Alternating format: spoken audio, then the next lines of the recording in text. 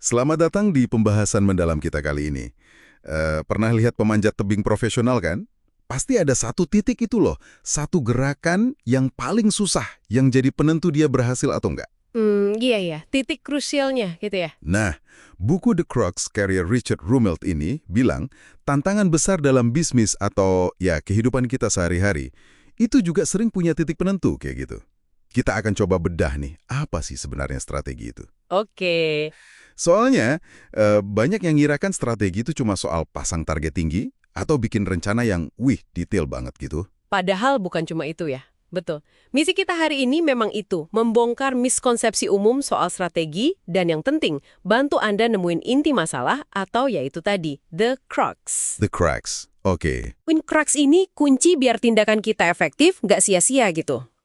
Oke. Jadi, apa persisnya inti masalah atau the crux ini? Yang bikin beda dari sekedar prioritas utama gitu apa ya? Nah, ini bedanya krusial banget.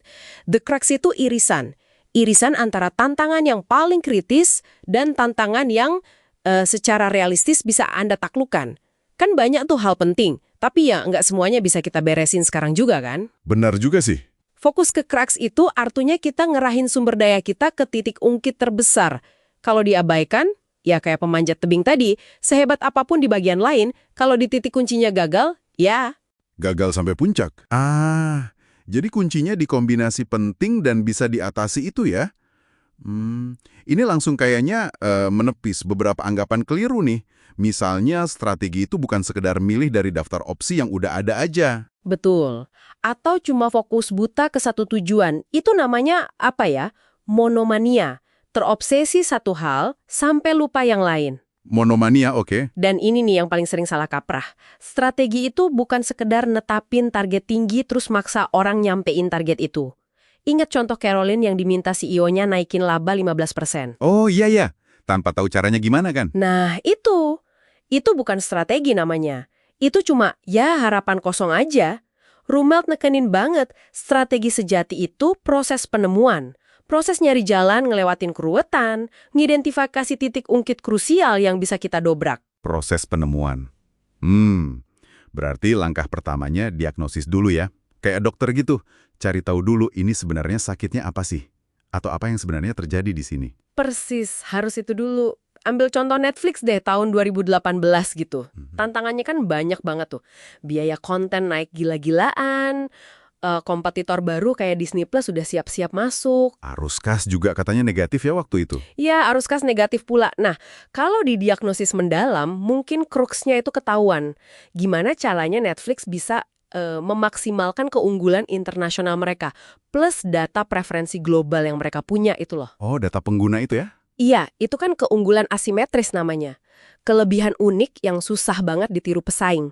Nah, gimana pakai itu buat bikin atau dapetin konten yang laku di seluruh dunia?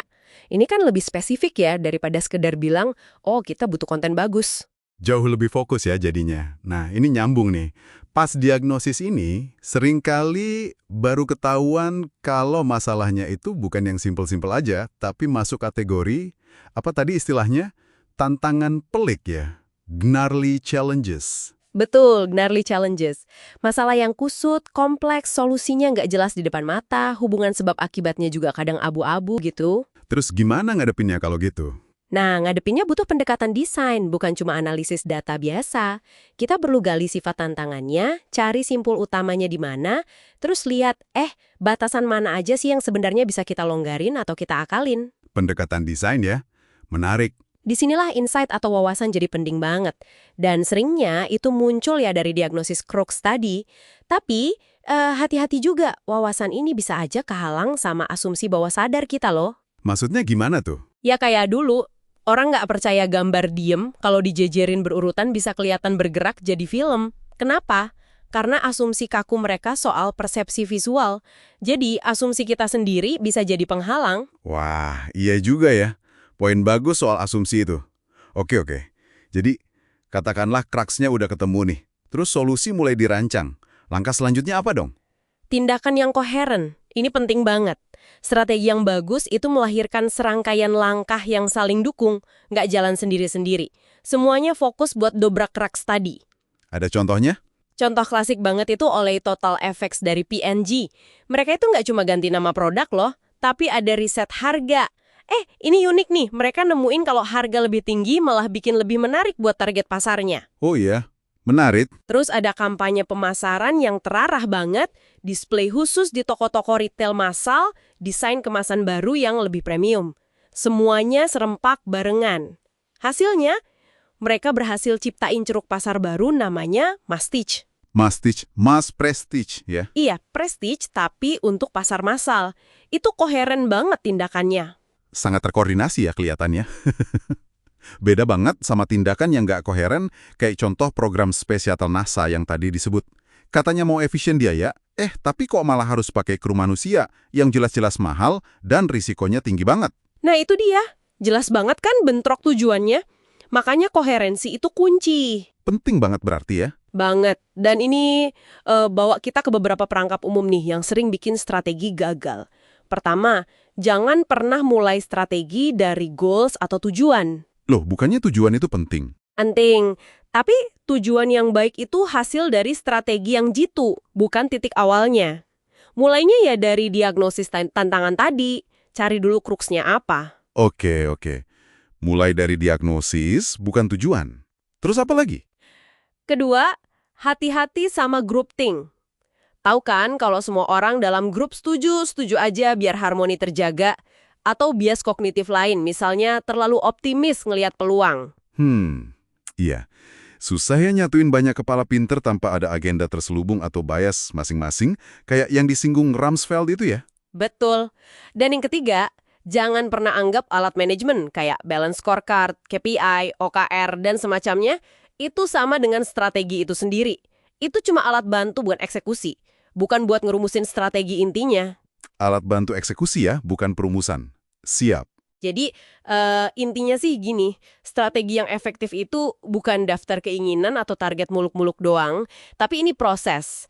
Proses yang jalan terus buat nemuin inti masalah yang sebenarnya, tantangan kritis yang beneran bisa Anda taklukkan, baru kemudian ngerancang serangkaian tindakan yang nyambung, yang koheren buat nembus masalah itu.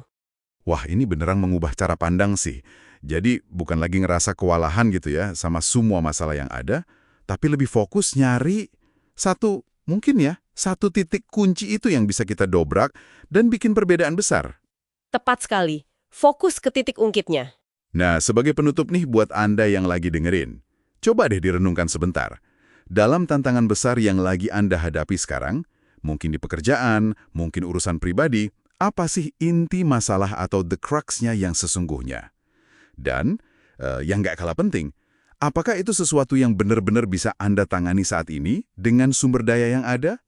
Mungkin nemuin jawaban jujur untuk pertanyaan ini bisa jadi langkah pertama menuju kemajuan yang nyata. Terima kasih sudah menyimak pembahasan mendalam kita kali ini.